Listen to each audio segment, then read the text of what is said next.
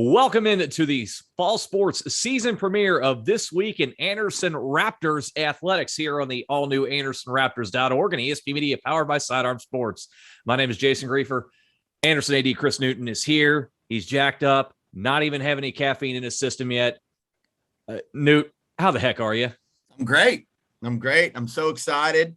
We had a huge weekend of athletics, with football, with soccer.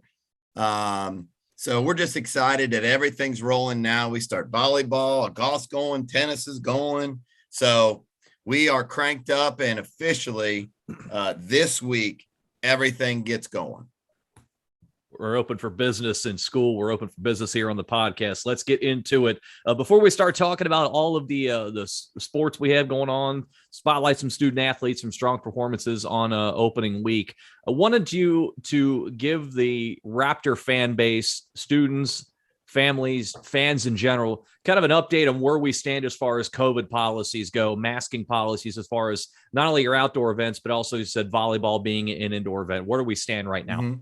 Okay, so currently, we have at our high school here, we have an optional mask policy. Obviously, we strongly recommend, if you're not feeling well, don't come around. Still that, the recommendations are, if you want to wear a mask, please do wear a mask. But as far as attending games, we are full. We're full capacity. Okay, so no more restrictions on that. We do not have a mask policy at our games. Okay, I would say probably at our games this weekend we had about 10% people wearing masks at games. But as of right now, we do not have any restrictions at all. Unfortunately, we still are having to quarantine kids if they are, considered to be close contacts and have not been vaccinated. So we are still having to do that, unfortunately. But we're gonna be fine. We're gonna get there. We're gonna move through this, and we're gonna be stronger for it again, just like we were last year. We're looking forward to seeing how that evolves. Again, masks optional right now. Strongly recommended at Anderson High School. Let's jump in and start talking about some of these student athletes, and we'll start indoors with the volleyball team. They're actually about to start their season on Tuesday against Little Miami, and following up, really getting going quickly. 4 matches in a 7-day span here. I'm looking at the way that the makeup of this roster, and I'm seeing from an outside perspective a good number of returnees, but also some youth coming into the program as well. You've got a nice mix there of veterans and underclassmen, it seems. What have you seen in preseason work there, and what has Coach Olson said about the prospects of this squad? Well, you're right. We do have a great mixture of veteran leadership and youth that have come in. So our 3 seniors have just been outstanding. Sophie Thone, Ashley Clark, and Rory. I got to tell you, the way that they have attacked the off season has been tremendous. I mean, Rory's at everything. Sophie Thone, Ashley Clark, and what they've done is they've brought all this youth on, and number one, sometimes the youth, you're young, you feel a little uncomfortable, you feel maybe a little out of place. Mm-hmm. Not at all do they feel out of place at all. Grace Kreider is a freshman, and she is going to be lights out here at Anderson High School. She has been welcomed with open arms of our seniors, and they've just done an incredible job of leading. But we've got, some really talented young ladies, Caroline Wilson, Callie Slusher. I mean, so it's going to be a very exciting year for them. We're not huge by any stretch of the imagination. Okay. So what we're going to have to be is an incredibly scrappy, defensive minded squad. That, there might be a 5-minute rally one time, and that's what we're going to have to do. And we don't got a lot of girls that are going to put holes through the wall when they're spiking the ball down there right now. It's not to say we won't as the year progresses. But we're going to fight, claw. I know a couple of those girls will bite. That's for sure. So we're going to be just fine. They fit right in with the Raptor moniker. That's for That's sure. Right. quite indicative of that for sure. Let's change gears here. Let's move outside and let's talk about your cross country teams. They're getting going. It's as well as really as everybody is, but yeah, they've had a unique challenge as anybody has, dealing with all of the heat and the humidity that's just basically been set over the top of greater Cincinnati really for the last few weeks, and really you could say almost the entire month of August. How have they looked in their training leading up to the start of the season, and how have the coaches managed the runners to not overexert them in training so they can be fresh and ready to go for the season? Yeah, well, and that's a great question. So just so everybody is aware, Andy Wolf, who was our cross country coach for 49 years, did step down as our head coach. Okay. He can't get the coaching out of his system. He still is an assistant coach, a volunteer assistant coach. And he's here. He's been here every day. But Carrie Lee is leading our program. And, it was very difficult when the conversation I had with Coach Wolf, because you just hate to see him. I mean, he's one of the most incredible, not only coaches, but men that I know. He's a great mentor for me when he steps down. But when I turn and have Carrie Lee to be able to lead our program, that is exciting, because Carrie Lee has been, most loyal of assistant coaches and patient. She could have left 12 times by now to gone to another school to be a head coach, but she didn't, because she loves our kids, and the kids love her without a doubt. So turning the program over to her has been awesome.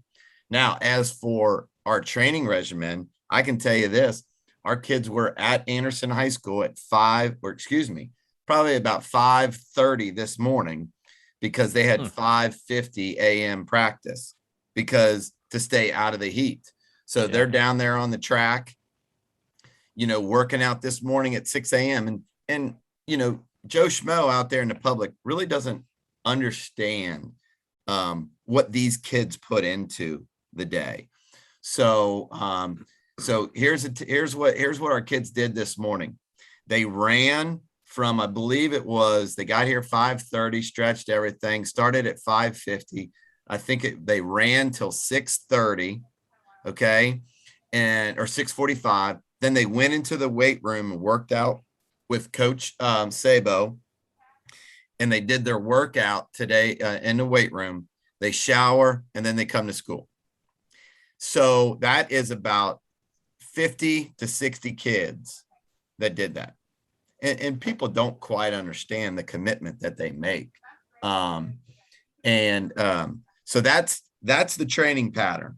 Carrie Lee has got, she knows more about, cross country and running and her little pinky than I know in my entire body. So it's a great trust factor that I have in her. But this weekend we competed up at the OHSA event, and it was great. We had Audrey Baker, who was a little bit injured last year, and she's back. She's back in full force for us. So it was great. Emma Stanger battled some injuries here and there. She's back for us full force.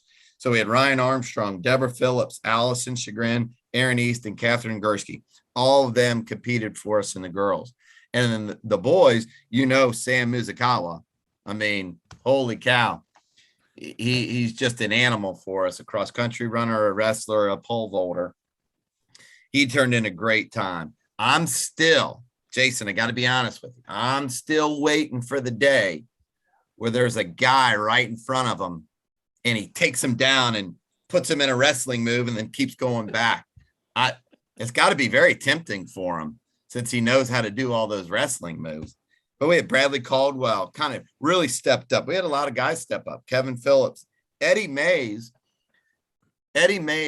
I can't remember exactly what the number was, but he broke his PR as personal record for those of us that don't understand initials. He broke his PR by like 2 minutes or something like that. And it's all from summer training. It's unbelievable. You got Nolan Lease, Jacob Donahue, and Jonathan Ibarra. All those guys ran as well. So we're excited. We got the Moeller primetime invitation on Friday night. We're excited to see what these kids are going to do for us. Chance to run under the lights there and also get a break from the heat and humidity. I'm sure that'll be a welcome reprieve all the way around. Great timing. Yeah, absolutely. Let's switch gears. Let's move on to the golf course here and start with the boys. Nice showing in the ECC preview, finishing 4th place there. Coleman Miller, Joey Crone, we talked about them a lot last year. Of course, they're back and leading the way early on in the season. This has been a very, very busy month of August for this team. We look at the schedule on AndersonRaptors.org, and they're seemingly out on the links every single day, if not every other day, early on there. Speaking of Coleman and Joey, though, how much are the coaches leaning on those two to kind of lead the team, especially early on in the year, as they kind of get comfortable with how things are going to play out this year? Yeah, very much so. They're very much their leadership is looked at. And they're multi-sport athletes, which we love here at Anderson High School. So, whereas a lot of kids might spend all summer long on the golf course, they're spending it on the basketball court and on the baseball field as well. Joey Crone plays baseball, basketball, and golf for, and Coleman Miller, plays basketball for us as well. So they're not able to live out on the golf course. They played some, and they got in position. So they're only going to get better as the year goes on. They're going to peak, here in October. They haven't peaked yet at all. So I'm excited about those two leading us. There's no doubt. And so is Coach. But we also have some other seniors. We got Henry Lake, Grayson Slimmons, Zach Brophy, and Jackson Trigg. Those guys, are 100% incredible kids.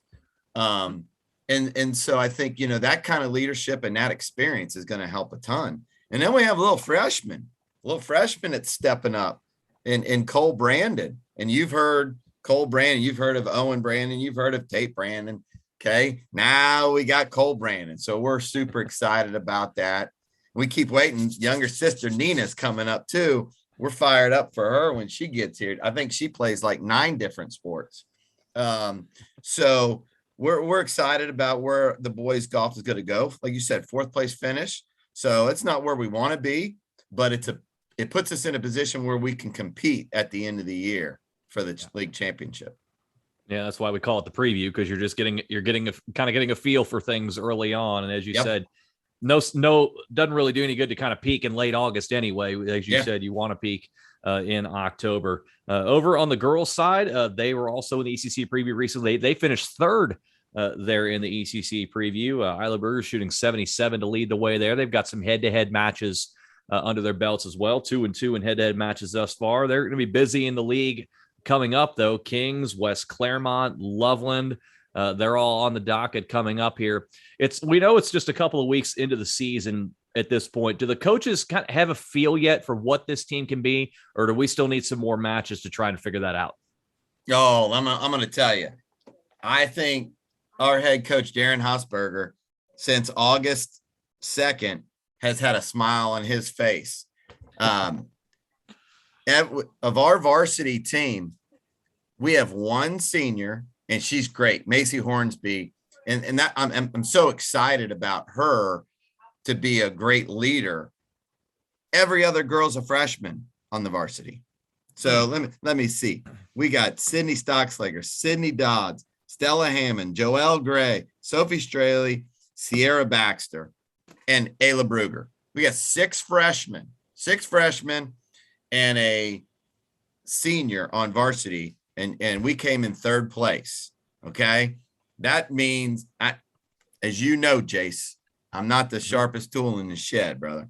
Okay. But what I do know is if you have freshmen competing at a high level on varsity, you might be pretty good for a couple years. Mhm. And I think Hausberger is so excited because a lot of these girls are very, very, very dedicated to the game of golf. Yeah. And like you said, Ayla Brugger came in third place in the ECC preview. It's unbelievable. So we are thrilled with these young ladies. They're smiling all the time and just they're excited to be able to play. But as for where we're going to be competing for ECC championships for years to come. No doubt about it. Really good setup for now. And as you said, the freshmen showing up early can only bode well, not only this year, but going forward. We're looking forward to giving them quite the spotlight as we go forward here. Let's switch gears. Let's jump onto the tennis court. Tennis team off to a 2-3 start early in the year, kind of alternated wins and losses through the first 5 matches, though. They're going to be pretty busy over the next couple of weeks before we reconvene. 7 scheduled matches in the next 2 weeks. So a lot of competition to be had coming up here soon. New squad, some players back, so maybe some new faces. Give Raptors fans a couple of names to keep an eye on as the season cranks up, and some names we'll be talking about as the year goes on. Well, we're super excited about our singles players. We Paige McPhillips, Lily Ryle, Andrea Mir-Turan. Lily and Andrea have been around, they're 4-year competitors here. Mm-hmm. Paige McPhillips is a transfer. She moved in from St. Louis. Super excited to have her on the squad. Great kid, great family. And then our doubles, Addie Demling, and then Allie McPhillips, Kennedy Cold Iron, and Kate Rothfuss. Allie is Paige's younger sister. So we're excited to have both of them. It is a tremendous group of young ladies. And like you said, I think we're 2-3 to start off the year. We've also faced some hammers, and our head coach, Brent Johnson, and our JV coach, April Bell, what they do is they go out and they find the best competition there is, not only in the city of Cincinnati, the state. We played somebody from up north who came down here. You're not driving 4 hours south and bringing a lemon of a squad. You got a pretty good squad and couldn't find people to play them. Our coach, oh, heck yeah, we'll play you. Let's go. And so the mindset is to put our kids in the most difficult positions as early as possible to challenge them. So later in the year, when the pressure situations really start to occur in the ECC tournament, the coaches showcase, in the state tournament, that's when these hard matches really show up. So super excited about them. We got Lakota East today. Our JV program has got, I think we have about 15 girls in our JV program. So we're excited to see where this is going to happen.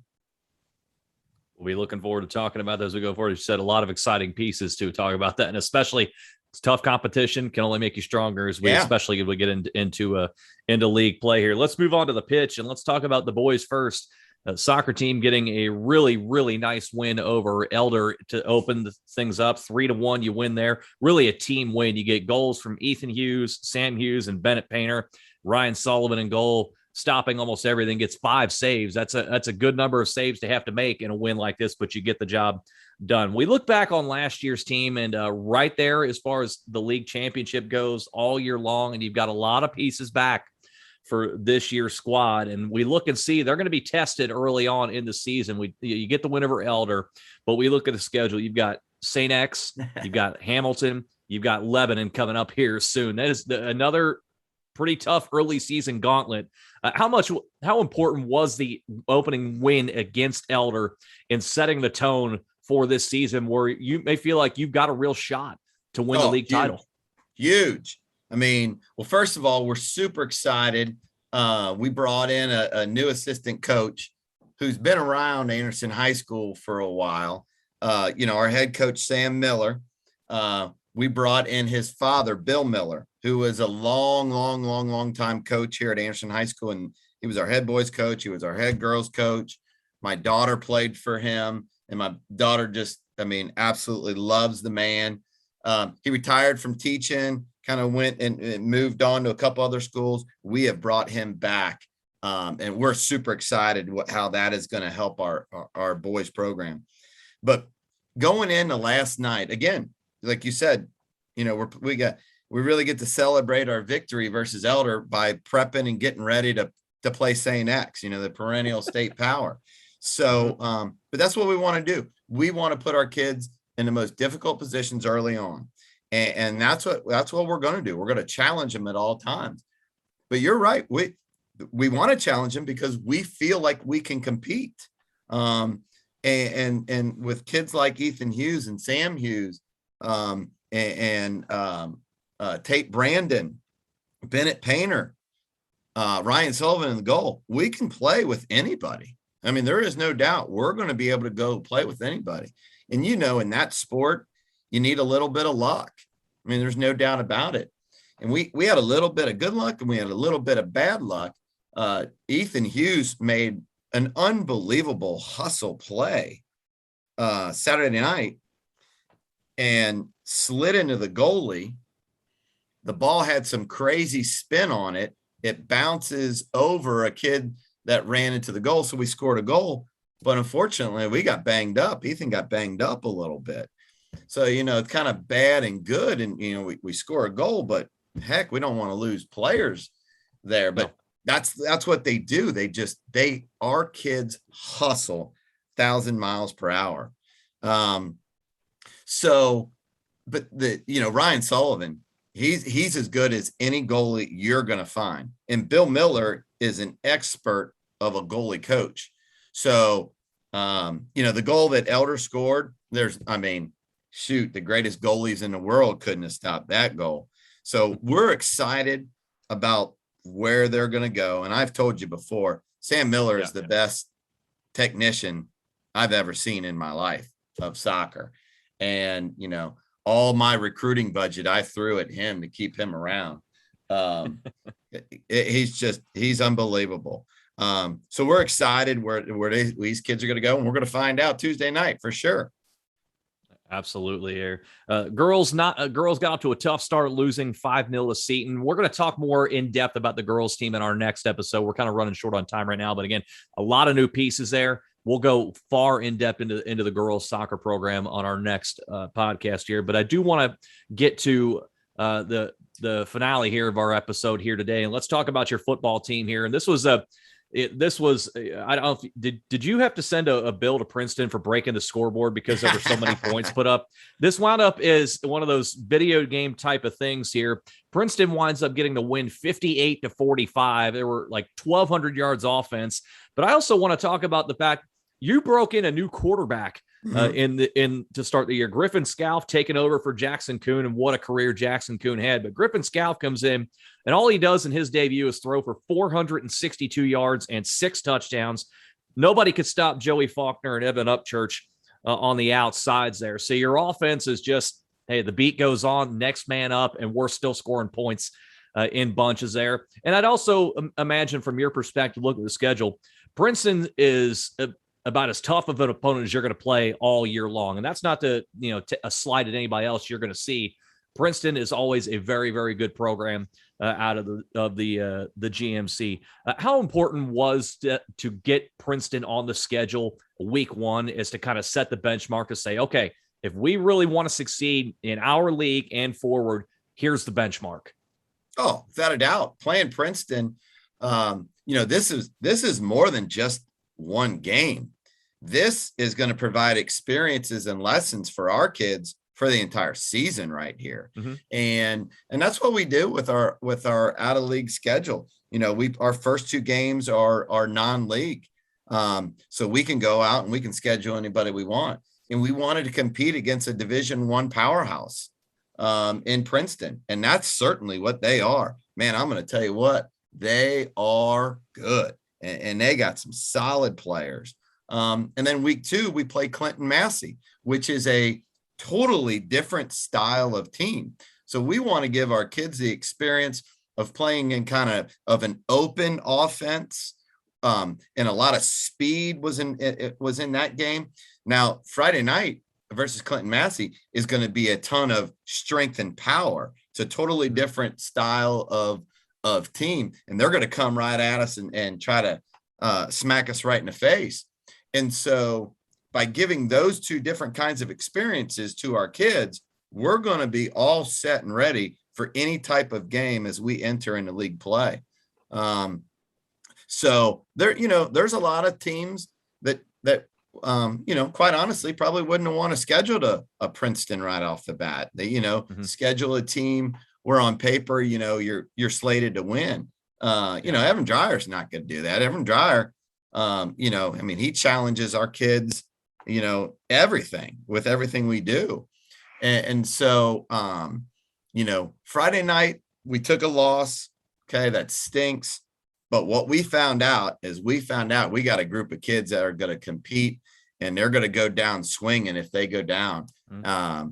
And Griff Scaff, what can you say? He performed incredible. Great kid too. But you talk danger now. You look out to the right, you got Joey Faulkner at 200 yards, 2 touchdowns. Look out to the left, you got Evan Upchurch, who had, 160 yards, whatever, and 4 touchdowns. Yeah. And then that's not counting Miles Havens. I'll tell you what, Miles Havens, he's my little Steve Largent, man. He had so many little catches where he's getting smacked. But he's got the guts to run over the middle to do those little tiny things that allows Joey and Evan to get open. And, nobody mentions Miles, but what Miles does allows everybody else, and Santos Alvarez as well in there. So, and we're going to play better. We're going to play better. I think we had 5 turnovers, and if we don't have those 5 turnovers, obviously you can say if, but that's a different ball game. We had them 3rd and 2, Jace. Had them 3rd and 2 with 3 minutes to go, down 14 points.